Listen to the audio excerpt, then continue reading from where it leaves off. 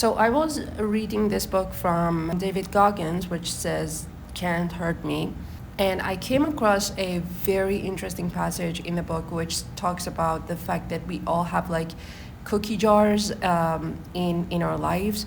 So let me start from the story that he was telling in the book, which says he said that when he was a kid, and they were so poor that they couldn't afford to have so much food in their house, and when their mom would bake cookies, or if there was like Oreo that their mom bought, his mom would just put those in that jar of like magical jar for them, and they would be very happy when they got to eat from it, and they would he actually said that he would just pause before eating it and just hold it in his hand. I am messing up all the pronouns here, I'm sorry, in his hand, and would be like looking at it from every side, and be grateful for it in that moment because he was poor and all of that. Okay, and so he used that as a metaphor for using like a jar of success, those moments of victory, no matter how small they are, and have that jar always by the side in your mind, and be able to like extract some motivation out of it whenever you're like in a very deep state of fatal failure, like you know that you're gonna fail, or you know that you're about to quit, and you feel like it's the most difficult situation that you've ever confronted. In those moments, you have to look back at all the small successes, all the big success. I don't know how many successes you have, like even 2 small success can work, and it can give you such a surge of energy. And I can actually testify to that because I am also doing that every single time that I feel like I'm not motivated to do anything. So like I look back at all the victories that I've gained, and it gives me like a collage that I want to add onto, right? It's like a cookie jar that you want to add cookie onto, and like just because there's cookie in it, it kind of gives you the momentum, right? And you have to build that momentum by thinking about all the stuff you've done in the past, all the good stuff that you've accomplished and achieved. And that's a great strategy you can use to give yourself that surge of energy that can take you so far in life and can make you as unstoppable as a I don't know, as a lion or whatever. It can lionize you, yeah. I don't know if that's the right word to use here, but it's okay. I'm just using it. I don't care if it doesn't exist. So you have to have those like stacked up on top of each other in your head, crystallized all the time. You can like drive motivation out of the smallest moment of pride, you know, like that you are proud of yourself, that you did something, like a day that you spend the whole day like reading, or you finish one book in a span of a day, or you've studied like 5 hours in a single day, or you learn this new language that was just such a barrier to you, and you did it. If you forget that you did all of those things, they're not gonna have any effect on your life. So like you have to actually use them and reap the benefit of the thing that you've done in the past, okay? It's like if you've done one moment of like one instance of public speaking and you were successful at it, just like keep reminding yourself of it and tell yourself that you actually can do it. You actually can do so many things, and you're really built for this stuff. So that's what you need to remind yourself of, and you need to give yourself the moment to reflect on those things, because if you don't reflect, then those moments are just like for nothing, right? They're just gonna vaporize into thin air, and you're gonna feel like you don't even have any record of success from your past. Like you don't feel worthy of further successes, because if you don't have any like stacked up moments of success that you had in the past, then you're not gonna feel your identity in aligned with the path of success in the future, right? You have to like feel your identity to be matched with the path you're taking right now. And to do that, you can only see those moments of success that you've done, and that's going to like build your identity, because identity is the story that we tell ourselves, right? If you build the narrative that you have like succeeded in that way, in those ways, like you've overcome that challenge, you've tolerated that amount of difficulty in the past, you've been through this hell and that hell, like all of those things, just keep reminding yourself of it, okay? Every single day, you keep reminding of the success that you've done in the past, and that's going to like make you feel like, it's going to make you feel like you actually are that you have that identity, because it is.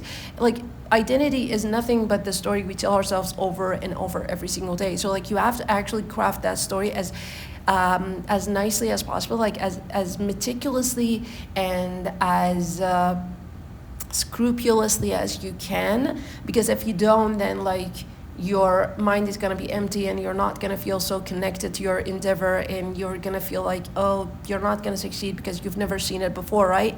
But you've seen it before, but you don't even know that you've seen it before because you've forgotten about it, and you have to remember all those moments that has gone by, and you've actually plowed through the darkness in the past. You can do it again, even if it was just a small darkness, because that feeling is going to be refelt. Like, you're gonna feel it viscerally again. That feeling is gonna be felt in this state of mind. Like, feelings are actually attached to our memory, and if we can conjure those positive feelings that we felt, like the feeling of, I don't want to say pride, but like the feeling of just accomplishment, you know, when you feel like you are pure just because you've given it all. You've given all you had into that arena that you were super focused on, and you felt like you actually deserved the success. And that's the feeling that you are gonna conjure up again and again in your head, and you're gonna try to like reimagine it.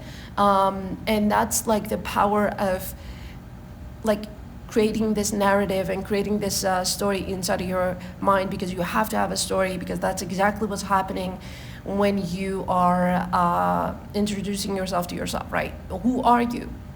You are the culmination of all those tiny moments of success and victory that you've been through in the past, and that's what you need to remind yourself of.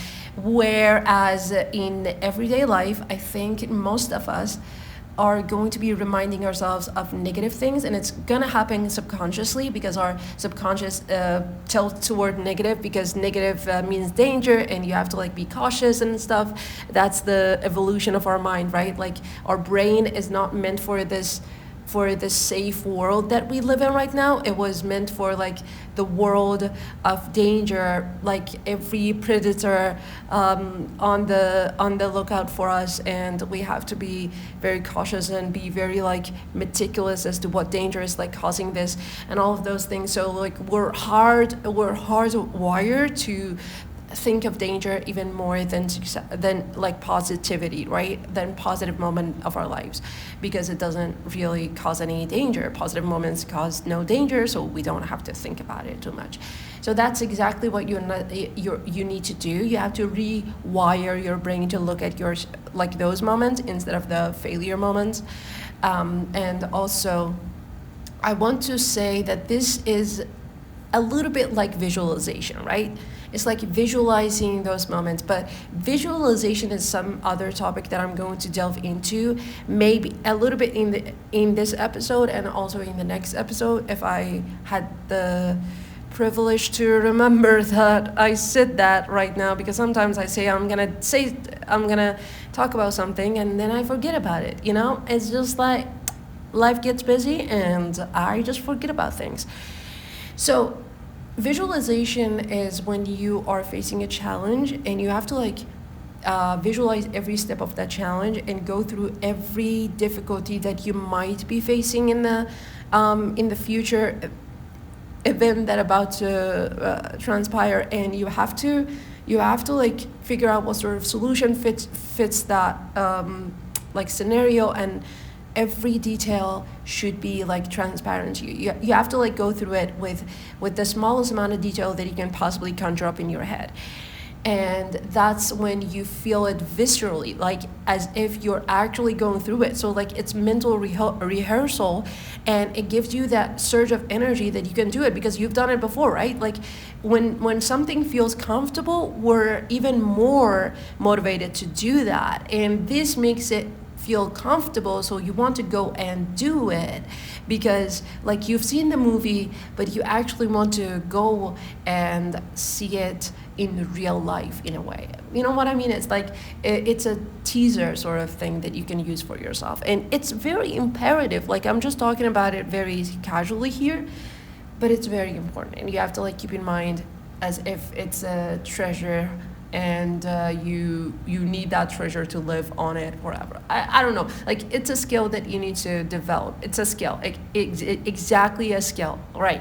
That's a word that I think is the best word for this. Like it's a visualization is a skill. You can't just like come up with the best visualization on the first try. You have to do it over and over, and you have to like calibrate between reality and what you have in mind, imagine. So thank you for so much for listening to me, and I'm about to like do these episodic things that I gained something from a book, or I thought of an idea, or I have this like huge realization. I'm always going to be coming here and talk about it because I know that these things are going to be fleeting and I will be forgetting about them the moment I come up with it. So it's better to document it, and thank you so much for listening to me.